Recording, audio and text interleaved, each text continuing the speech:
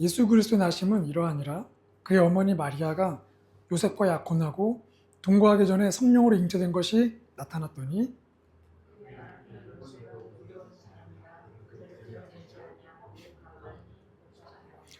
이 일을 생각할 때에 주의 사자가 현몽하여 이르되 다윗의 자손 요셉아 내 아내 마리아 데려오기를 무서워하지 말라. 그에게 잉태된 자는 성령으로 된 것이라.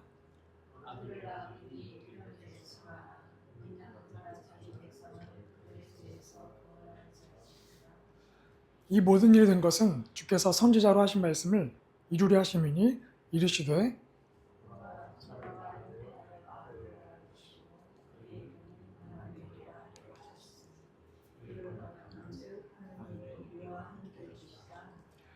요셉이 잠에서 깨어 일어나 주의 사자의 분부대로 행하여 그의 아내를 데려왔으나 낳기까지 동침하지 아니하더니 나음의 이름을 예수라 하니라. 아멘. 여러분 메리 크리스마스 인사 있잖아요. 예수님 나심을 기뻐합니다. 이 인사가 미국이나 유럽권에서는 해피 헐리데이로 바뀌고 있습니다. 왜 그렇게 바뀌고 있을까? 그러니까 이 종교적인 편향이 있지 않냐? 왜 성탄절인데 왜 크리스마스 예수님을 강조하냐? 연휴인데 그래서 해피 헐리데이 인사하면서 그 중립성을 지키자. 또 상업적인 여러 분위기를 만들기 위해서 인사말이 이렇게 바뀌고 있습니다. 그럼에도 불구하고 우리가 메리 크리스마스 인사를 계속해야 하는 이유는 예수님이 태어난 것은 변함없는 사실이기 때문이죠. 아직까지는 그래도 우리나라에서는 메리 크리스마스 인사가 보편화되어 있어서 그럼 아직까지는 다행이고 감사한 일이죠. 자, 그런데 여러분 12월 25일은 사실 예수님이 태어나신 날짜가 아닙니다. 예수님도 정확하게 BC 0에 태어난 게 아니거든요. 예수님은 정확하게 따지면 약 BC 4년에 태어나셨습니다. 예수님이 태어난 날짜를 기준으로 BC AD가 나눠진 건데 사실 연도 계산이 잘못되어 있죠. 왜냐하면 아기 예수를 죽이려고 했던 헤롯 대왕이 BC 4년에 죽었거든요. 그럼 예수님은 그 이전에 태어나셨다는 뜻이죠. 그래서 예수님은 아마도 BC 4년 전, BC 6 이 사이에 태어나지 않았겠냐 추측을 합니다. 또 아기 예수를 찾아간 목자들이 밤에 양떼를 치고 있었잖아요. 겨울에는 밤에 양을 못 칩니다. 그래서 아마도 봄에서 가을쯤 생각했던 것이죠. 자, 그런데 왜 12월 25일이냐? 지금 우리가 사용하는 달력이 그레고리 달력인데 이 달력 이전에는 12월 25일이 동짓날이었습니다. 그러니까 낮이 가장 짧은 시기가 동지잖아요. 동지가 지나면 이제 밤이 점점 짧아지고 낮이 길어진다. 그래서 12월 25일 날을 로마 시대 때에 고대 사람들은 태양신의 날로 지켰습니다. 그래서 교회가 이교도들을 전도하기 위해서 태양신 날 축제인 12월 25일을 가져온 거죠. 어차피 영적 의미도 예수님이 빛으로 이 땅에 오셨기 때문에 어둠은 사라지는 영적 의미에서 맞기 때문에 그렇게 12월 25일을 성탄절로 하게 된 겁니다. 중요한 건 12월 25일이 성탄절이냐 맞냐 이게 중요한 게 아니고요. 더 중요한 의미는 예수님의 탄생에 온 세상이 관심이 없었는데 이 12월 25일 성탄절의 문화가 전 세계로 퍼지면서 모든 사람들이 아기 예수님에 대한 관심을 갖게 되었다는 거죠. 이 문화의 흐름 속에서 복음이 담겨져 전 세계로 흩어졌다는 것입니다. 그렇게 보면 하나님이 일하시면 참 놀랍죠. 이 문화 가운데서 하나님이 일하시고 물론 사단도 문화 가운데서 이 복음의 흔적을 지우기 위해 열심히 일을 하고 있지만 하나님은 그 위에서도 일을 하고 계신다는 사실입니다. 한 가지 의문점은 그날 성탄절의 소식이 전해준 세 부류의 사람들 중에 왜 또 하필이면 요셉과 마리아였을까? 여러분 만약에 여러분의 자녀를 누군가에로 입양을 보낸다 한다면 그 가정을 선택할 때 어떤 기준으로 여러분 선택하시겠습니까? 여러 고민과 생각이 있죠. 지금의 우리 가정과 비교해봐서 조금 더 부유했으면 좋겠다. 조금 더 부모들이 인격적이었으면 좋겠다. 저 같은 경우에는 자연 환경이 있는 곳에 보내고 싶다. 그런 우리의 지금의 삶을 돌아보면서 입양을 보낼 가족을 떠올려 보게 됩니다. 자, 그런데 하나님께서 이 아기 예수를 보내시는데 모든 유대인들의 가정 가운데서 하필이면 요셉과 마리아였을까? 기왕이면 지식과 명예가 가득 차 있는 어떤 서기관이나 또 바리새인 가정으로 또는 제사장 그룹, 더 나아가서 대제사장 그 가문의 계열에 태어나게 하시면 얼마나 좋습니까? 딱 봐도 일단 스펙이 좋잖아요. 그런데 왜 그런 계열이 아니라 천박한 직업이라 여겨지는 목수의 가정에 보내셨을까? 그것도 베들레헴이라는 촌동네, 부유한 서울이나 분당, 일산 이런 데가 아니고 왜 촌동네로 보내셨을까? 오늘 우리가 그 이유를 찾아가면서 그 안에 하나님의 그 은혜가 담겨져 있구나. 그래서 성탄 자체가 복음이구나. 오늘 그 우리의 은혜를 찾기를 소망합니다. 우리 먼저 18절과 19절 말씀을 같이 읽겠습니다. 시작. 예수 그리스도의 하심은 이러하니라.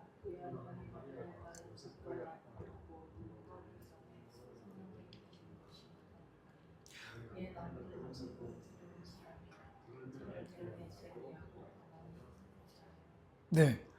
첫 번째 우리가 보게 되는 주제는 오늘의 삶은 지난 시간들이 쌓인 결과라는 겁니다. 자, 결혼을 준비하고 있는 요셉에게 충격적 소식이 들리죠. 마리아가 임신했다는 겁니다.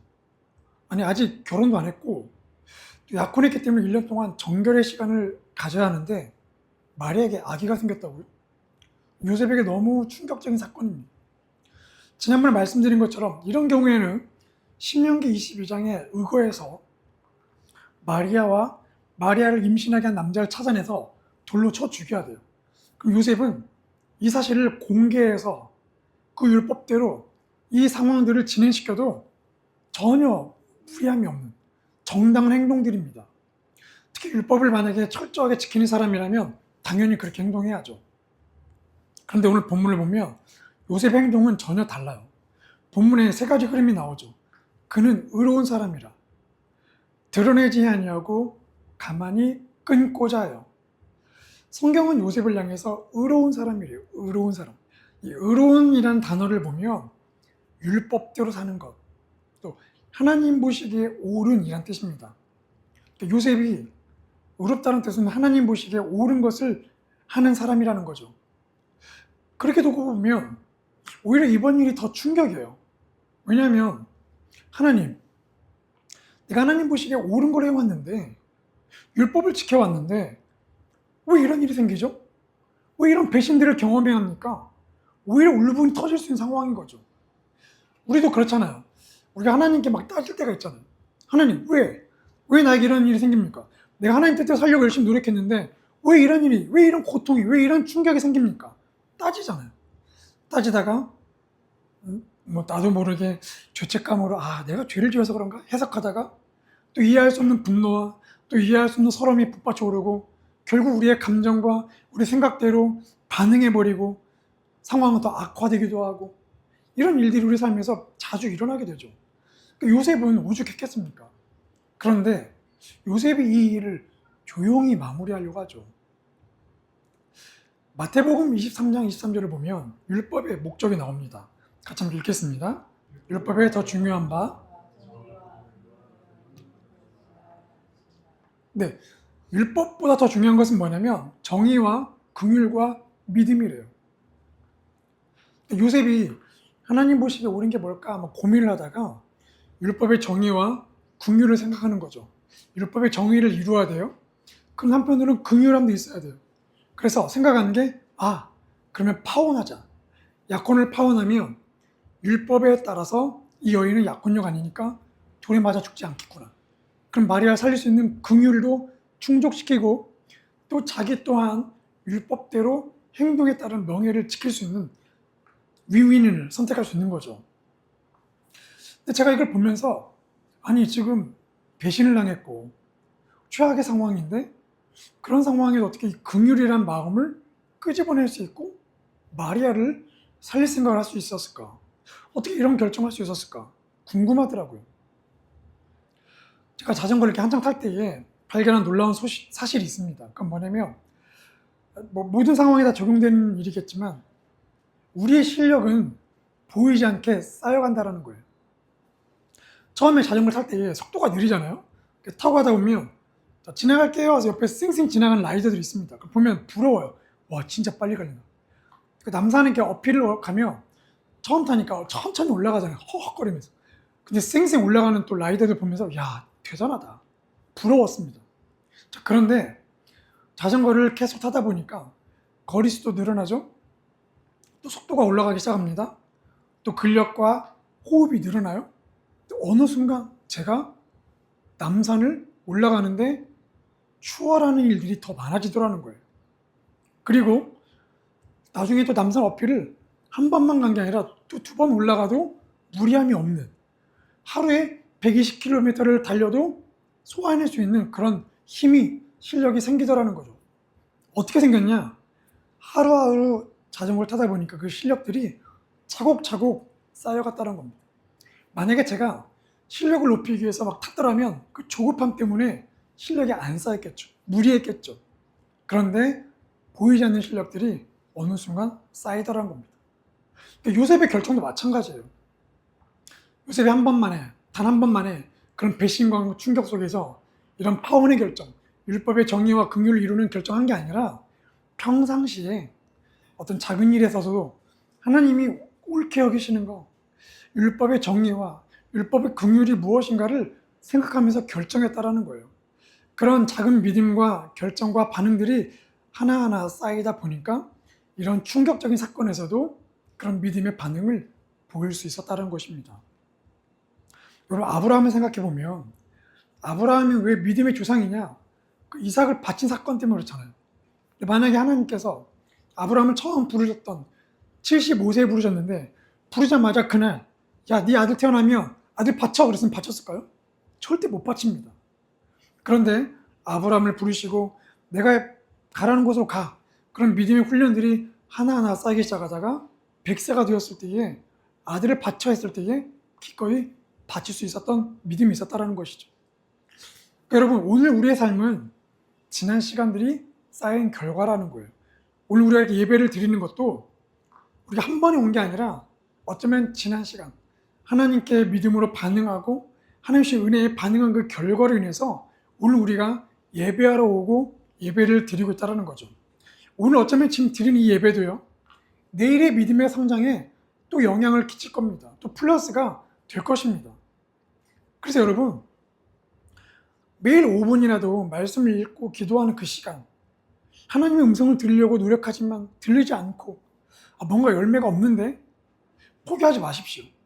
그 5분이 차곡차곡 쌓이다 보면 어느 순간 우리 영의 눈이 열리게 되고 말씀이 귀에 들어오기 시작하고 우리의 믿음의 눈이 열리는, 믿음으로 반응하는 일들이 생긴다는 겁니다. 그런데 이런 시간이 없으면 그런 은혜의 때도 안 온다라는 거예요. 그래서 여러분, 하루하루 그 시간을 꼭 확보하시고 누리십시오. 여러분, 옆에 있는 분들에게 한번 축복할까요? 지금 잘하고 계십니다. 다시 한번 꾸준히 하십시오. 하나님이 일하십니다. 자신 있게 못 하시네요. 그럼 위로하실까요? 자, 괜찮습니다. 다시 한번 괜찮습니다. 네, 다시 시작하면 됩니다. 네, 여러분, 다시 시작하시면 됩니다. 네, 하나님은 일하시기 때문이죠. 자, 우리 두 번째, 우리 20절부터 22절 말씀을 같이 읽겠습니다. 시작. 이 일을 생각할 때에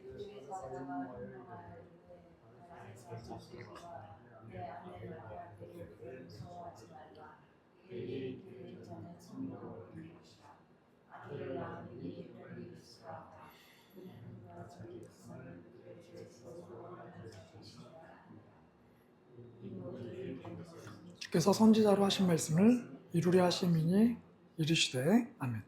두 번째 같이 읽어볼까요? 시작. 우리 실수 위에 은혜를 더하십니다. 하나님은 우리의 실수 위에 은혜를 더하신대요. 자, 이제 파혼을 하려고 했습니다. 자, 그때 천사가 꿈에 나타나죠. 기가 막힌 타이밍입니다. 나타나서 뭐라고 하냐면 두려워하지 마. 마리아를 네 아내로 데려와 얘기하십니다. 여러분, 마리아를 데려오라는 뜻이 뭡니까? 마리아랑 결혼하라는 거예요. 이게 무슨 말이냐면 한 걸음 더 나가보면 지금 마리아를 살리려고 파혼하려고 했는데 결혼한다는 것은 마리아를 율법에 따라 죽을 수 있다는 겁니다. 마리아를 죽게 놔두라는 명령과 똑같은 명령이죠. 어떻게 보면 굉장히 황당한 명령입니다. 이거 하나님 음성 맞나? 하나님의 명령 맞나? 오히려 의문을 품을 수 있는 황당한 명령이죠. 그런데 그런 명령을 주시고 나서 하나님의 계획을 알려주세요. 크게 세 가지였죠. 첫 번째가 마리아의 임신은 성령으로 된 것이다. 지금 우리도 사실 이 성령으로 임신했다는 걸 이해할 수 없지만 그 당시 요셉에게는 더 이해가 안 되는 사건입니다. 여러분, 오늘 본문이 기록된 이 역사적 시간을 보면 우리나라 역사에서는 어느 정도 시기일까요? 비교해보면 고조선 말기입니다. 삼국시대가 시작하기 전이에요. 그러니까 이 성령으로 임신했다는 이 얘기를 들었을 때 요셉이 이거를 과학적으로 막 이해가 되거나 이성적으로 받아들일 때가 아니라는 거죠. 그런데 실제로 마리아가 임신했습니다. 그러니까 하나님이 말씀하셨는데 실제로 임신하셨고, 그래서 이것이 성령으로 임신하지 않고는 일어날 수 없는 하나님의 계획 가운데에 일이 일어나고 있구나라는 걸 알 수 있는 거죠. 두 번째는 아들을 낳으려니 이름을 예수라 하라. 이름을 예수라 하래요. 이름을 지어줬습니다.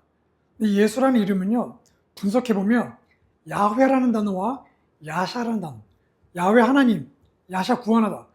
예수의 뜻은 하나님이 구원하시다예요. 여호사라는 이름도 똑같은 뜻입니다. 하나님이 구원하신다. 자, 그런데 지난번에 마리아 이름이 쓴 바다잖아요. 당시에 그런 고통의 시간을 반영해주는 이름이었잖아요. 그래서 마리아라는 이름이 여자 이름으로 흔한 이름이었는데 남자 이름도 마찬가지입니다. 예수라는 이름이 흔한 이름이에요. 빨리 하나님이 구원해 주기를 원하는 소망을 자기 자녀의 이름에 담아서 예수라는 이름을 지었던 겁니다.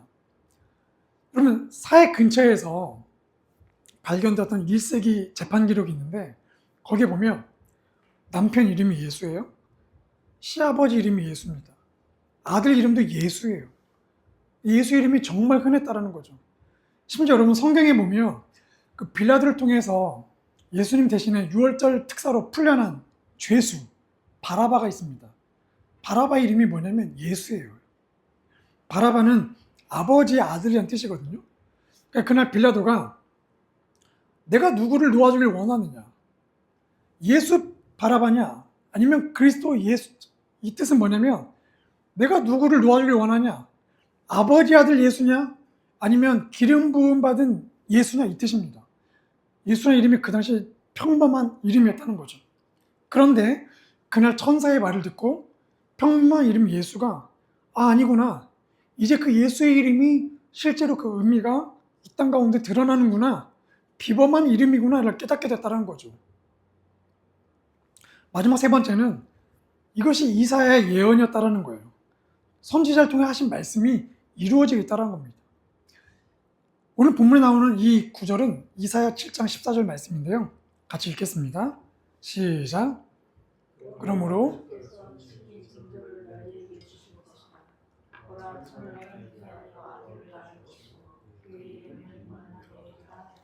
네, 이게 유대인이라면 누구나 알고 있는 이사야 7장 14절 말씀. 처녀가 잉태해서 아들을 낳을 것이다. 그 이름을 임마누엘이라 하라. 처녀가 잉태한다는 예언 다 알고 있거든요. 근데 그 예언이 마리아에게 지금 나타난 겁니다. 예언이 이루어진 거잖아요. 그러니까 이 세 가지 소식을 통해서 요셉의 마음이 어땠냐면 사실 어안이 벙벙하기도 하고 마리아를 죽게 놔두라는 것인가? 이해할 수 없는 명령이지만 이게 실제로 이루어진 일이니까 파혼을 없던 일로 결정할 수밖에 없게 된 거죠. 이 흐름을 통해서 우리가 두 가지 영적 원리를 발견하는데요. 첫 번째는 우리가 아무리 좋은 의도와 방법이라고 해도 하나님이 일하신 거는 반대가 될 수 있다는 거예요. 요셉은 좋은 의도로 마리아를 살리려고 했습니다. 그렇지만 하나님이 일하신 거는 반대였다는 거예요. 하나님이 잘해서 파혼에 박수친 게 아니라 아니야. 좋은 의도이지만 내 의도와는 달라라고 말씀하시는 거죠. 작년 어떤 형제가 호감 가는 자매가 생겨가지고 좋은 의도로 막 이것저것 많이 해줬어요. 선물도 해주고 집도 바래다 주고 또 밥 먹으라면 밥값도 내고. 그런데 그 시간이 계속 흘러갈수록 자매는 불편한 거예요. 왜냐하면 일단 자기가 좋아하는 음식이 아닙니다. 선물도 자기가 원했던 선물이 아니에요. 집에 바라다 주는 게 불편한데 밤이니까 계속 따라오는 게 더 불편한 거예요. 더 문제는 이 자매가 형제를 좋아하지 않았다는 겁니다. 형제가 아무리 좋은 의도로 해도 자매가 그 형제를 좋아하지 않으니까 오히려 더 자매는 불편하고 싫어졌다는 거예요. 우리도 마찬가지죠. 좋은 의도로 누군가를 도우려고 해도 그게 하나님의 의도나 하나님의 일하심과 다르게 되면 그 일이 틀어지게 된다는 거예요. 그래서 우리 안에 영적 분별력이 필요하다는 겁니다. 꼭 기억하십시오.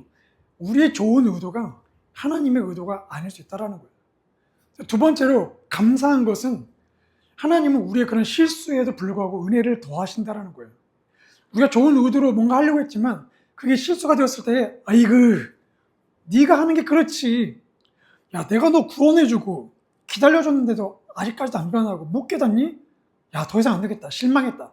하나님 우리를 포기하는 게 아니라 은혜를 더해 주신다는 거예요. 왜냐하면 우리 의도가 그 당시 우리 지식과 경험과 생각으로는 최선이었다는 것을 하나님이 아시기 때문이죠. 그래서 우리가 실수와 부족함 투성이지만 하나님이 그 은혜를 덮어주신다는 거예요. 그리고 하나님의 의도와 방법들을 알려주신대요. 여러분 하나님의 은혜를 기억해야 합니다. 우리가 신중하게 생각하고 기도하고 행동해야겠죠. 그러다가 내 의도와 달리 실수할 수 있겠죠. 하지만 실수하는 그때에도 하나님이 우리의 실수를 조정해 가신다는 걸 믿으셔야 돼요. 때로 우리가 실수를 많이 해서 주춤거릴 수 있잖아요. 그래서 결정을 더 못하죠. 더 망설이죠. 그럴 때도 기억하셔야 합니다. 하나님은 우리의 실수보다 더 크신 분. 우리의 실수의 개수가 얼마나 많든지 평생 실수를 해도 하나님은 그 실수를 덮는 더 큰 은혜를 우리에게 주신다라는 거예요. 그래서 여러분 우리의 지난 실수와 과거에 매이지 마십시오. 오히려 그것들을 믿음으로 끊어내시고 앞으로 하나님이 하실 일들을 기대하고 나가십시오. 그리고 또 한 가지 우리의 실수 위에 하나님의 은혜가 임할 때에 하나님의 의도가 무엇인지를 알고 배우는 게 중요합니다. 아 하나님의 의도는 이거였구나. 우리가 그것을 알고 배울 때에 우리 안에 영적 분별력이 더 생기기 때문이죠. 우리 세 번째 우리 23절부터 25절 말씀을 같이 읽겠습니다. 시작. 보라 처녀가 잉태하여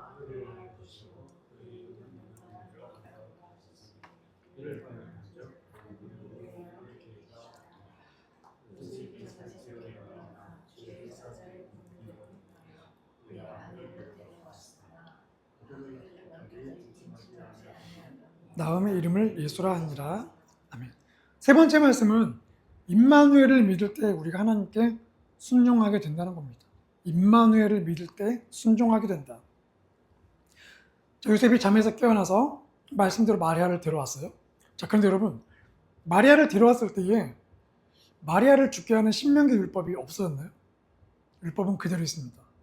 아니면 거기에 예외 사항이 추가되어서 만약에 약혼녀가 성령으로 임신하게 되면 돌로 맞아 죽는 법은 적용하지 않습니다. 뭐 그런 예외 사항이 추가되었나요? 그렇지도 않습니다. 상황은 바뀌지 않았어요.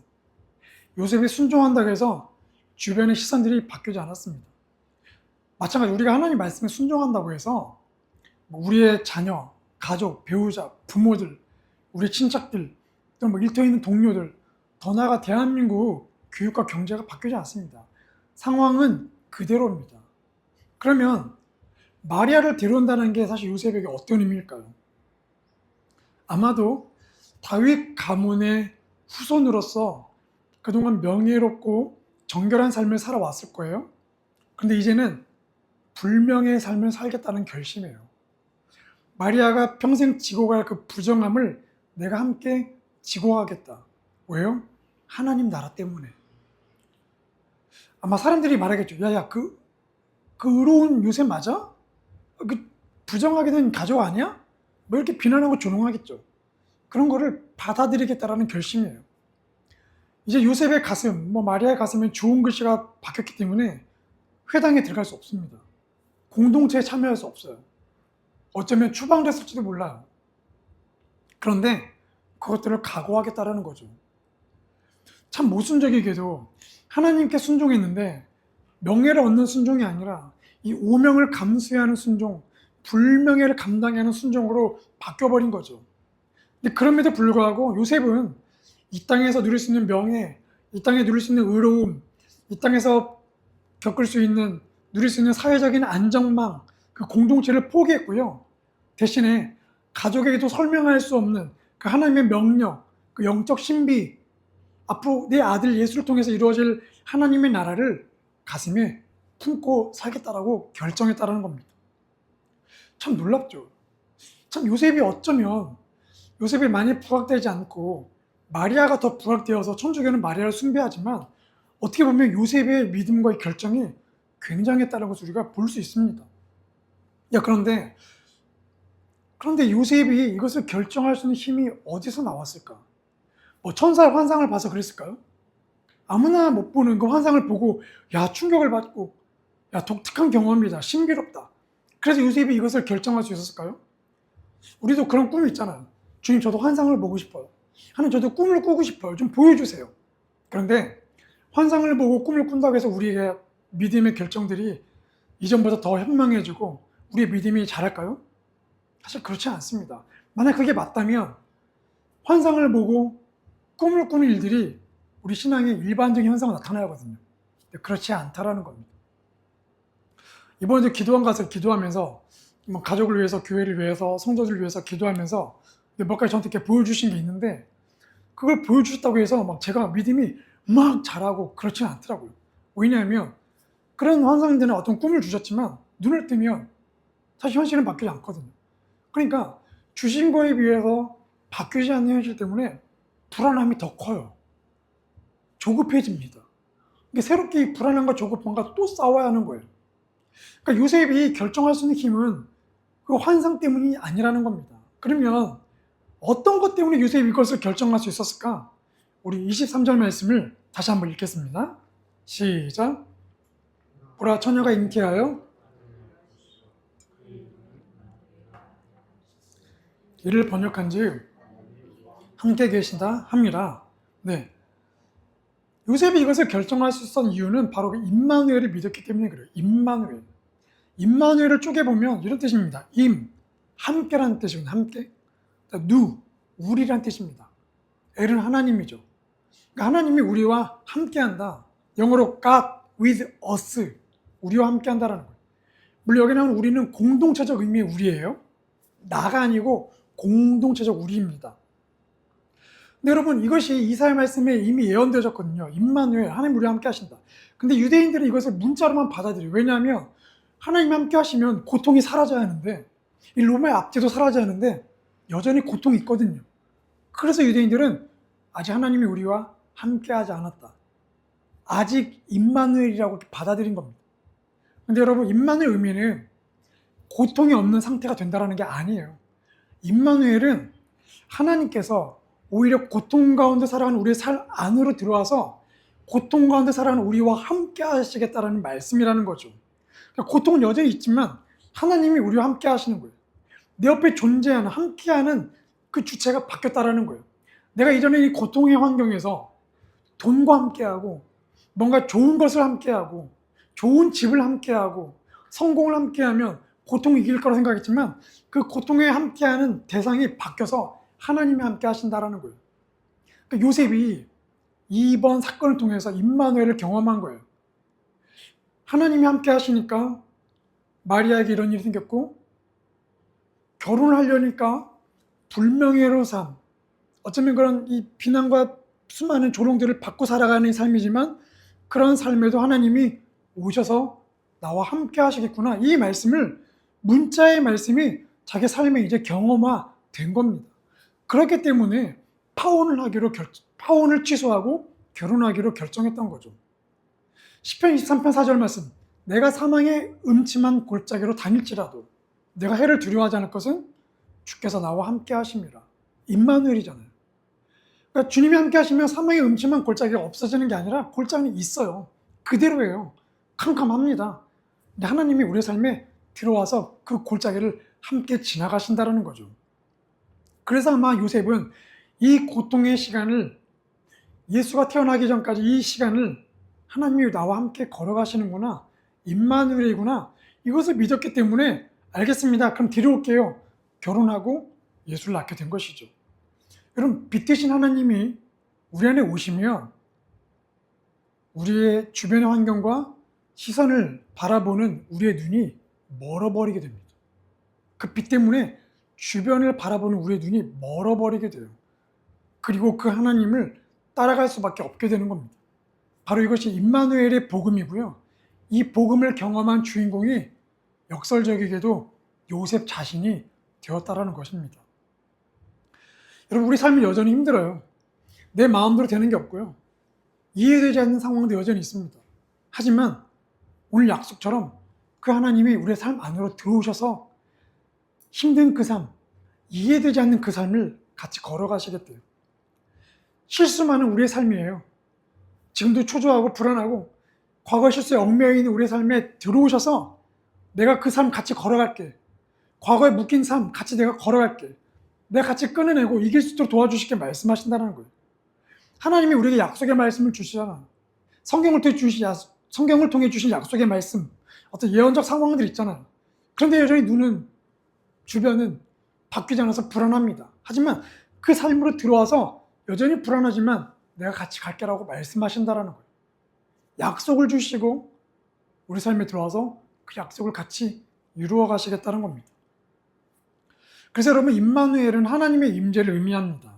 하나님의 임재예요. 그냥 문자로만 우리가 받아들이는 게 아니고요. 하나님의 살아있는 임재라고요.